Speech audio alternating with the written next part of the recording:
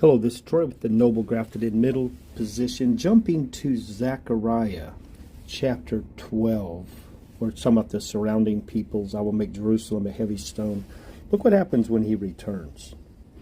And I will pour out on the house of David and the inhabitants of Jerusalem a spirit of grace and pleas for mercy, so that when they look on me, whom they have pierced, who they crucified, who they killed.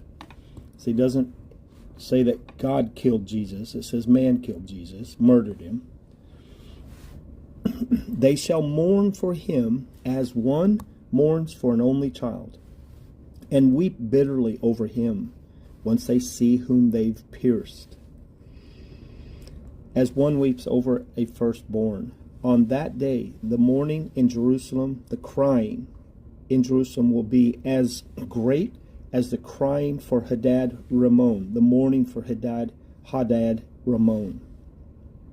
In the plain of Megiddo, the land shall mourn, each family by itself, the family of the house of David by itself, and their wives by themselves, the family of the house of Nathan by itself, and their wives by themselves, the family of the house of Levi by itself, and their wives by themselves, the family of the Shimeites by itself, and their wives by themselves, and all the families that are left, because of the time of Jacob's trouble, only a remnant comes through.